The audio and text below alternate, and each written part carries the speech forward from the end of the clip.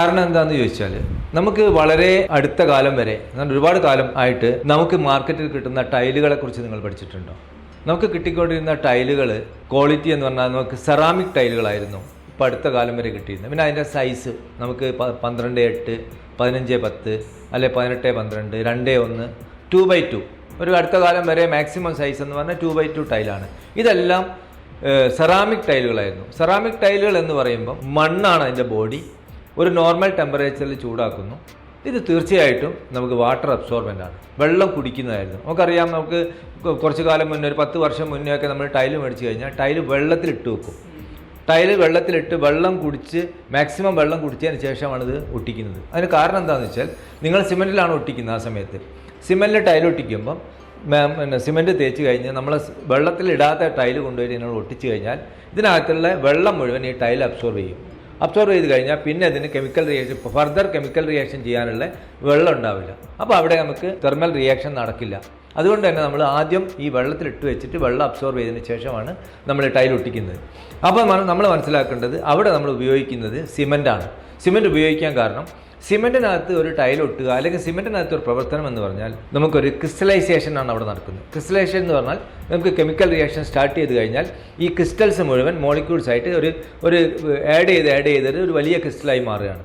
Chemical reaction അതാണ്. അതിനകത്ത് നമ്മൾ ഇതിനകത്തേക്ക് നമ്മൾ 2 പ്രതലങ്ങൾ തമ്മിൽ ഒരു വോളും ടൈലും തമ്മിൽ ഒട്ടിക്കുമ്പോൾ അതിനിടയ്ക്ക് സിമെൻറ്റ് ഉപയോഗിച്ച് കഴിഞ്ഞാൽ നമ്മൾ ഈ വോൾ വെള്ളം കുടിക്കുന്നത് കൊണ്ട് ഈ ക്രിസ്റ്റൽസ് വോളിനകത്തേക്ക് അബ്സോർവ് ആവും, ടൈല് വെള്ളം കുടിക്കുന്നതുകൊണ്ട് ടൈലിലേക്ക് അബ്സോർവ് ആവും.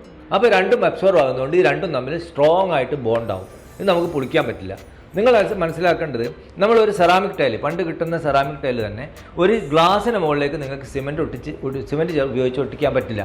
നമുക്കറിയാം, എല്ലാവർക്കും അറിയാം, സിമെൻറ്റ് തേച്ചിട്ട് ഒരു ഗ്ലാസിന് മുകളിൽ ഒട്ടിക്കാൻ ശ്രമിച്ചാൽ ഒട്ടില്ല എന്നറിയാം. കാരണം എന്താണെന്ന് വെച്ചാൽ, ഈ ഗ്ലാസ് വെള്ളം അബ്സോർവ് ചെയ്യാത്തതുകൊണ്ട് അവിടെ ക്രിസ്റ്റലൈസേഷൻ നടക്കില്ല.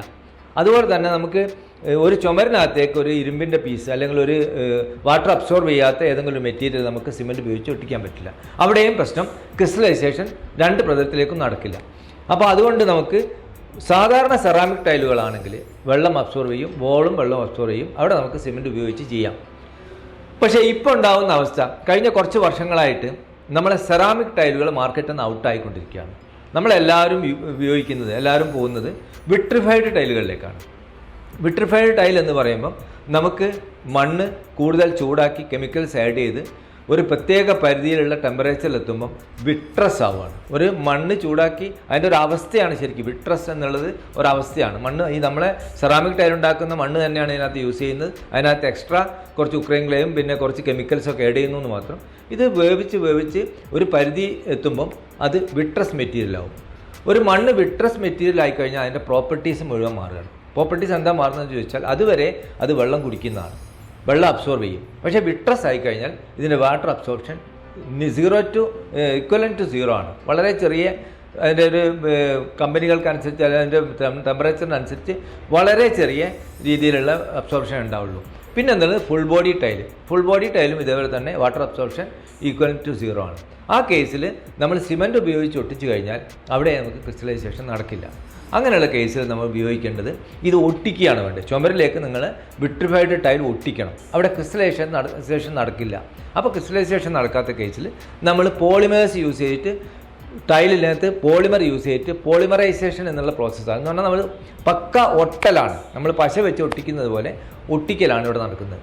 അപ്പോൾ നമുക്ക് ഒരു ചുമരിനകത്തേക്ക് ഒരു ടൈൽ, പിന്നെ വിട്രിഫൈഡ് ടൈൽ ചെയ്യണമെങ്കിൽ തീർച്ചയായിട്ടും അവിടെ നമുക്ക് വേണ്ടത് പോളിമേഴ്സ് അടങ്ങിയ അഡസീവ്സ് ആണ്. അപ്പോൾ അതിൽ തന്നെ നമുക്കറിയാം പല തരം മെറ്റീരിയൽ ഉണ്ടാവും.